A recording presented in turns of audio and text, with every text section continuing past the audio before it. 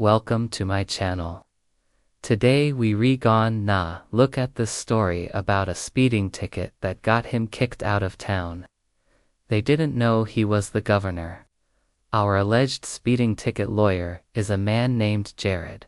Jared has been in the news before. Back in 2016, a drunk driving checkpoint was set up by the California Highway Patrol. Jared drove right through it. The police officer who pulled Jared over for speeding at the checkpoint claimed that Jared failed field sobriety tests and admitted to drinking prior to driving.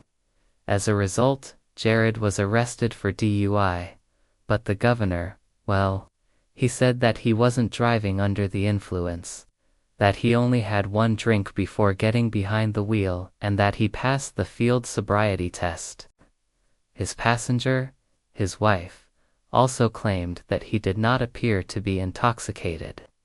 However, a blood test revealed that Jared had a 0.14 blood alcohol level, almost twice the legal limit.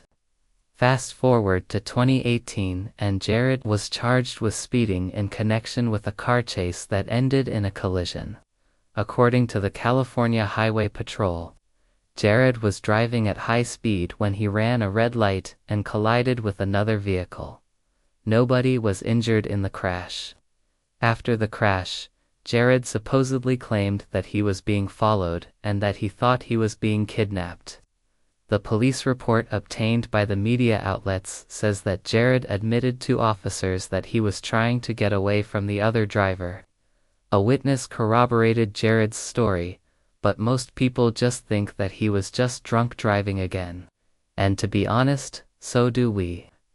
We mean, why would someone need to run a red light and then speed away from the other driver after crashing into them? That doesn't make any sense. Unless you were drunk, Mr. Governor, unless you were drunk. So he was charged with hit and run and speeding. However, these charges were later dropped. The reason given for dropping the charges: insufficient evidence. We don't know what evidence they expected to have, maybe fingerprints or DNA. But they should have just looked at the video footage from his dashcam. It was obvious what happened.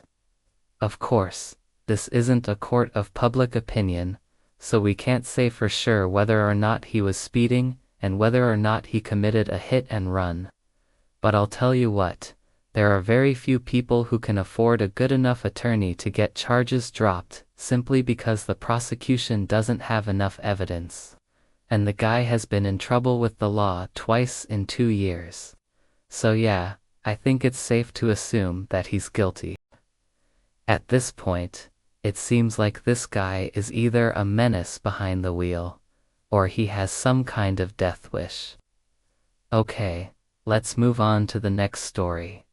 Our next allegedly speeding ticket lawyer is a man named Duncan.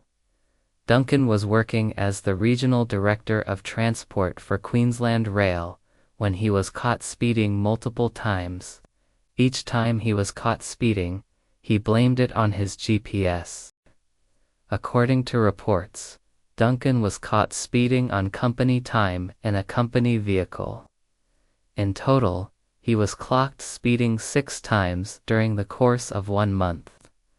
One might think that he was trying to beat a speeding ticket or something, but this guy was literally doing it every day.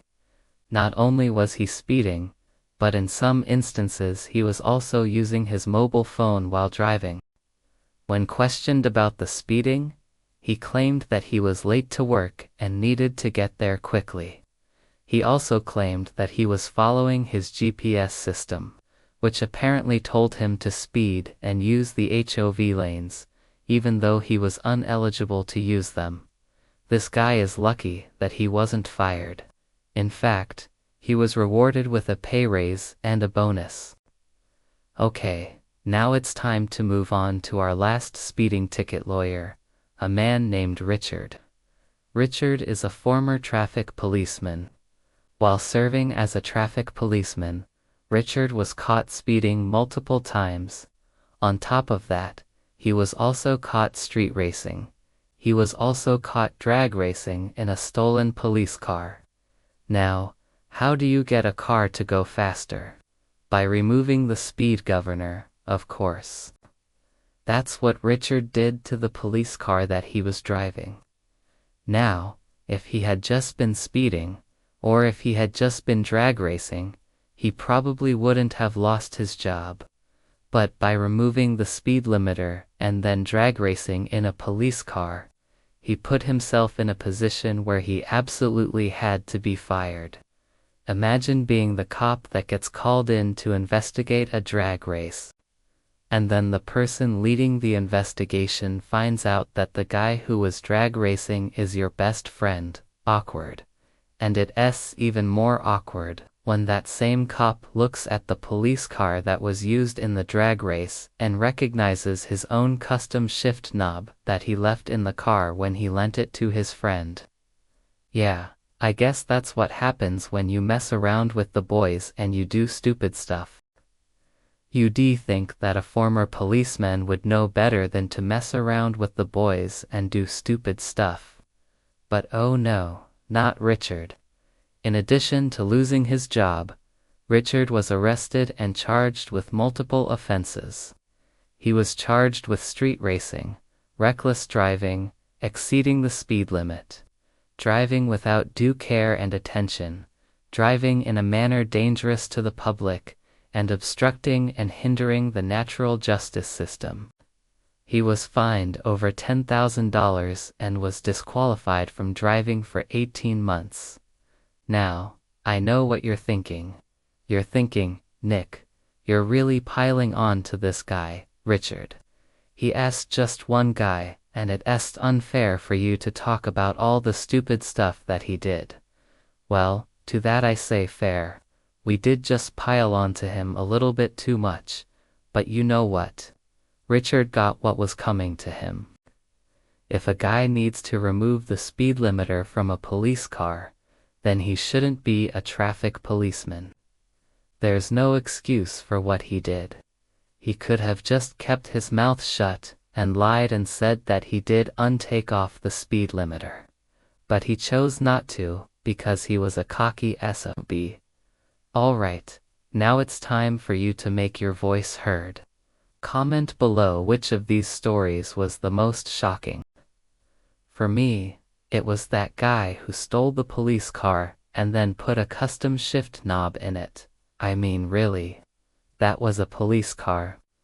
Did he not learn anything from the Fast and the Furious franchise? Do you think that Richard deserved to lose his job? Let us know your thoughts in the comments. If you want to catch more of our content, then click here to subscribe to our channel.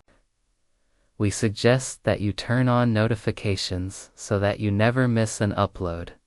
Don't forget to mash that like button as well. Thanks for watching. We'll see you back here tomorrow.